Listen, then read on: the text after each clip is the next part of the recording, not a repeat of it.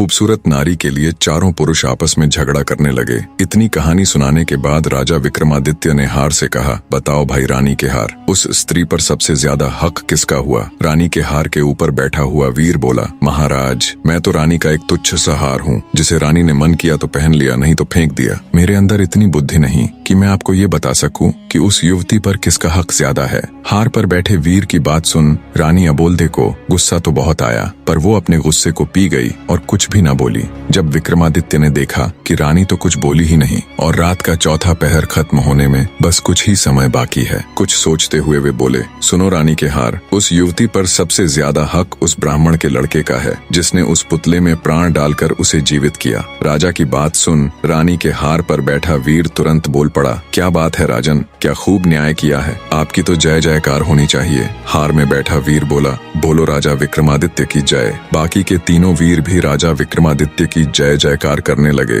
राजा विक्रमादित्य की जय, वाह क्या न्याय किया है। इतना सुनते ही गुस्से को दबाए बैठी रानी अबोल्दे फट पड़ी और बोली, इस गलत न्याय पर कैसी जय जयकार? राजा विक्रमादित्य तुम तो बड़े न्याय प्रिय बने फिरते हो, लानत है तुम्हारे ऐसे न्याय पर। पता नहीं तुम्हारा ये न्याय कैसे इस जग में प्रसिद्ध हो गया। ये न्याय पूरी तरह से धर्म विरुद्ध है। आगे रानी अबोल्दे बोली, ब्राह्मण ने उस पुतले में प्राण डाले थे, अर्थात एक तरह से उसने उसे जन्म दिया, इस तरह से तो वह उसका पिता हुआ। तो एक पिता अपनी पुत्री से विवाह करें, इससे बड़ा नीच कर्म और क्या हो सकता है। धर्म के अनुसार कोई भी स्त्री केवल उसी की पत्नी हो सकती है जो उसको चूड़ियां पहनाता है, और पुतली को चूड़ियां दर्जी के लड़के ने पहनाई थी, तो धर्मानुसार वो युवती उसी की पत्नी हुई। रानी की सारी बात सुन राजा विक्रमादित्य ने शरारत से हंसते हुए रानी अबोल्दे की तरफ देखते हुए कहा, वाह वाह बहुत खूब रानी, आपने तो बिल्कुल धर्मोचित न्याय किया है। उस युवती का पति वो दर्जी ही हो सकता है, और माफ करे रानी साहिबा, आप 4 बार बोल चुकी हैं, तो आपका पति तो केवल मैं ही हो सकता हूँ। अब तो बस चलने की तैयारी करो। राजा विक्रमादित्य की बात सुन रानी अबोल्दे ने शर्मा कर अपनी आंखें झुका ली।